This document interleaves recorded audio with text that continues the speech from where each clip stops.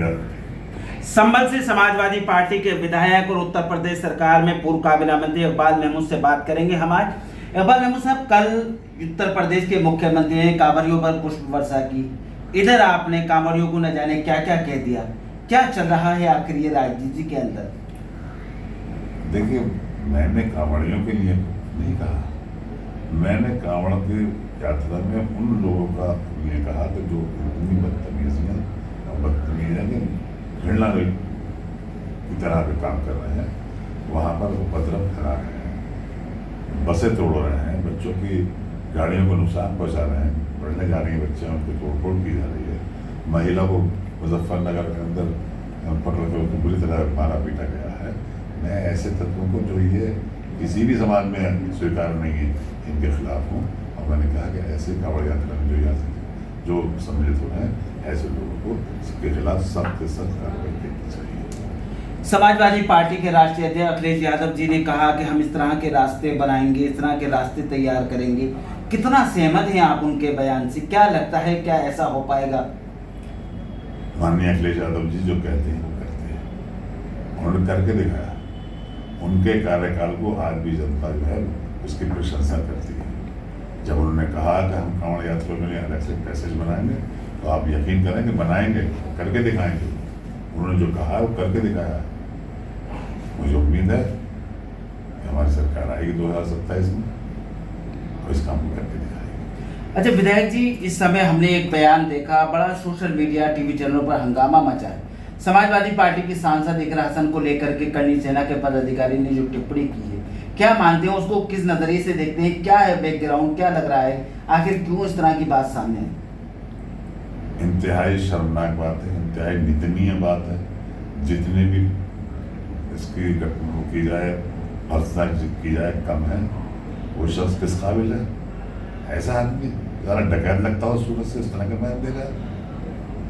ऐसे आदमी की जगह जेल है सख्ती के साथ, ताकि किसी और को भी ऐसा ना हो कि कोई आदमी उसकी नकल है। आजकल चल रहा है प्रचार का, हम इस तरह के बयान देने से हम लाइमलाइट में आ जाएंगे। इन चीज़ को रोकना चाहिए।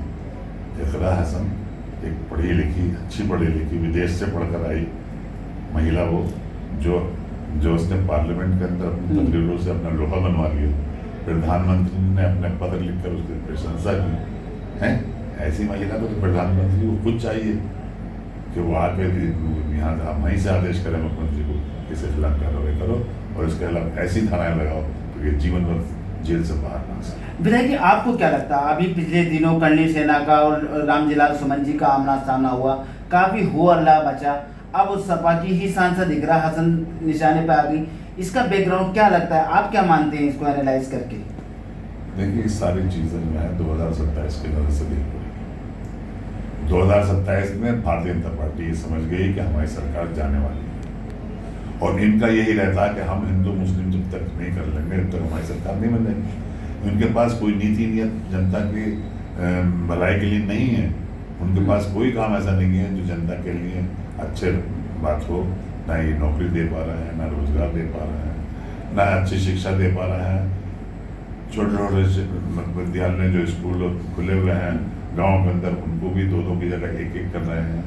इनके पास रोजगार नहीं है, इनके पास किसान, इस सरकार में किसान परेशान, नौजवान परेशान, हर आदमी परेशान है। बिजली के संबंध में तो आप देखिए, बिजली विभाग के मंत्री जी से वहाँ पर किसी ने पूछ लिया जौनपुर में या कहाँ, साहब बिजली नहीं आ रही है, हो जाता होता जय श्री राम, जवाब ही नहीं है। अरे भाई, काम करो, काम के आधार पर वोट लो। काम के आधार पर जीरो है। आने वाला समय समाजवादी पार्टी का है। 2027 में समाजवादी पार्टी की सरकार बनेगी, पीटीए की सरकार बनेगी। पीटीए से ही देश का, प्रदेश का आगे बढ़ने का काम होगा। जो मुख्यमंत्री जी ने कहा है वो करके दिखाएंगे और किया है। अच्छा, मेरा आखिरी सवाल विधायक जी आपसे, बिहार के चुनाव सर पर हैं, चुनाव आयोग को लेकर के सवाल उठ रहे हैं, क्या कहेंगे? किस तरह की भूमिका समाजवादी पार्टी की बिहार में रही? देखिए, समाजवादी पार्टी पूरी तरह से लालू प्रसाद जी के पार्टी के साथ खड़ी है। हर संभव जो भी हमारे होगा हम उनको सहयोग करेंगे। और वहाँ की सरकार भी अब जाने वाली है। नीतीश बाबू अब अस्वस्थ हो गए, उनसे काम नहीं हो रहा है। और जनता भी वहाँ तिराई दे रही है, डकैती, लूटमार, मर्डर इतने हो रहे हैं कि हर दूसरे दिन, तीसरे दिन, चौथे दिन आप सुन लीजिए 2-2, 4-4 मर्डर हो रहे हैं, दिन में मर्डर हो रहे हैं। जनता परेशान है कि सरकार चुनाव आयोग को लेकर जो सवाल खड़े हो रहे हैं उसमें क्या चुनाव आयोग भी अब बीजेपी का स्पोक्समैन बन गया है। चुनाव आयोग निष्पक्ष नहीं है। जो ये काम कर रहे हैं, ये काम जब क्यों नहीं किया जब लोकसभा के चुनाव हो रहे थे? समाजवादी पार्टी क्यों नहीं, जब लोकसभा चुनाव हो रहे थे तब उन्होंने ये क्यों लागू नहीं किया? अब उसके बाद में इसका मतलब ये हुआ कि अब जो उस वक्त के जो निर्वाचित लोग उस क्षेत्र के हुए हैं, बिहार में हुए हैं, वो उनके इलेक्शन नल वाइड हो गए, उनको हटा दो।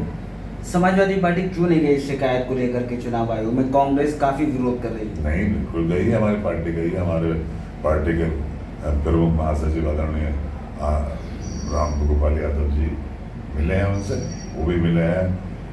जावेद अली खान MP हमारे, वो भी मिले हैं, सब जाके मिले हैं, उन्होंने अपनी शिकायत दर्ज कराई। ये थे समाजवादी पार्टी के संबल से विधायक और यूपी सरकार के पूर्व काबीना मंत्री इकबाल महमूद, जो बता रहे थे आखिर क्या चेहरा बना आपके लिए संबल से फर्दर बात।